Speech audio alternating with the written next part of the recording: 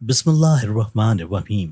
آپ صلی اللہ علیہ وآلہ وسلم نے فرمایا، ایک ایسا گناہ جس سے 80 سال کی نیکیاں ضائع ہو جاتی ہیں اور اس کے لیے دوزخ میں ایک کنواں تیار کیا جاتا ہے۔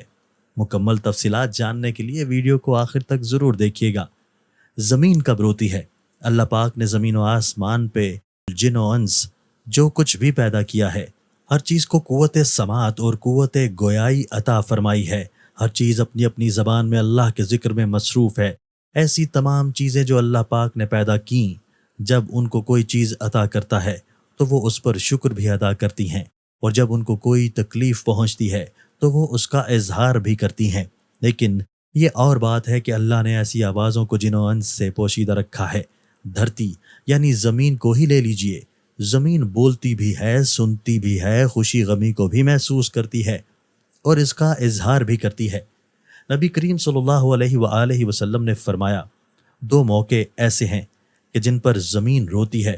پہلا موقع یہ ہے کہ جب ناحق کسی کا خون بہایا جائے، مقتول کا قطرہ زمین پر گرتے ہی زمین پکارتی ہے، الہی مجھے اجازت دے تاکہ میں قاتل کو ابھی نگل جاؤں۔ آواز آتی ہے، ذرا صبر کر، یہ تیرے اندر ہی آئے گا۔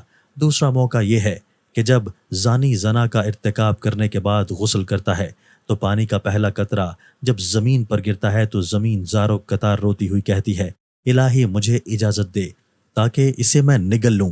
آواز آتی ہے، تھوڑی دیر صبر کر، یہ تیرے پاس ہی آئے گا۔ زناکاری ایک بدترین لعنت، ذلت اور پستی کی علامت ہے۔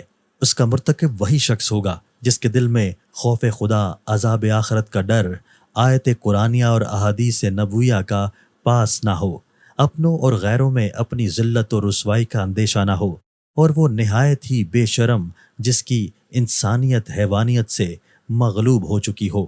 قرآن کریم نے زنا کو تو کیا، اس کے قریب جانے سے بھی منع فرمایا۔ بدکاری کے پاس نہ جاؤ، بے شک وہ بے حیائی ہے اور بہت ہی بری راہ ہے۔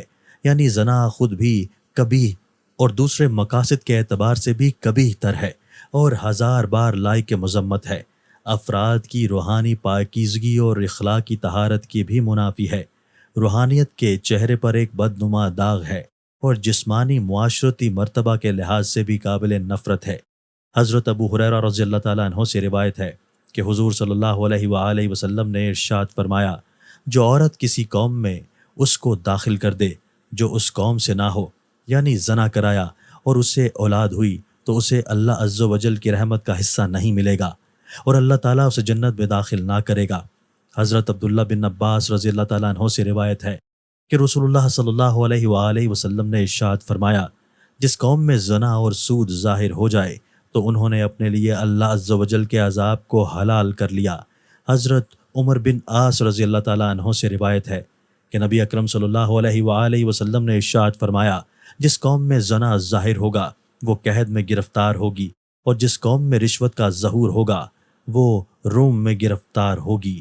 حضرت بریدہ رضی اللہ تعالیٰ عنہ سے روایت ہے کہ رسول اللہ صلی اللہ علیہ وآلہ وسلم نے فرمایا، ساتوں آسمان اور ساتوں زمینیں بوڑھے زانی پر لعنت کرتی ہیں۔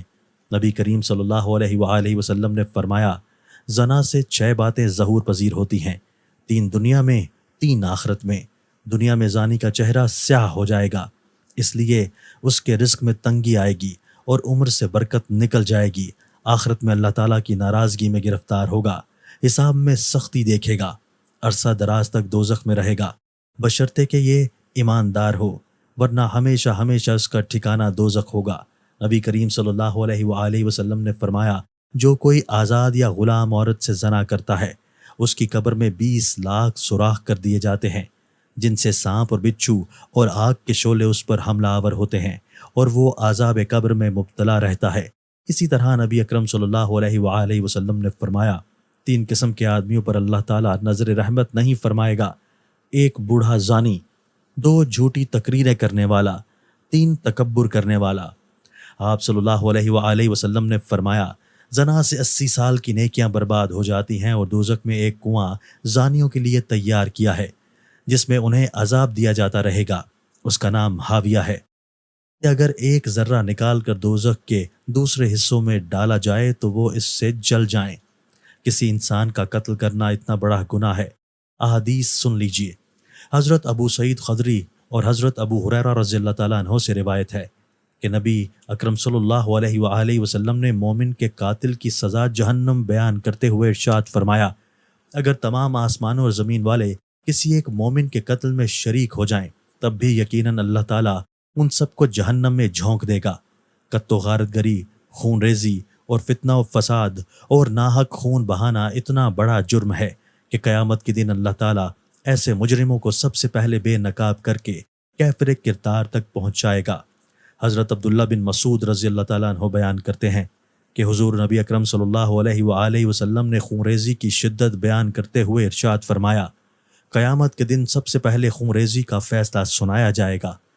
حضرت عبداللہ بن عمر رضی اللہ تعالیٰ عنہ سے روایت ہے کہ نبی کریم صلی اللہ علیہ وآلہ وسلم نے باہمی خون خرابہ اور لڑائی جھگڑے کے تباہ کن نتائج سے خبردار کرتے ہوئے فرمایا کہ قتل و غارت گری اتنا بڑا جرم ہے کہ اگر کوئی فرد یا طبقہ اس میں ایک مرتبہ ملوث ہو جائے تو پھر اسے اس سے نکلنے کا راستہ نہیں ملے گا۔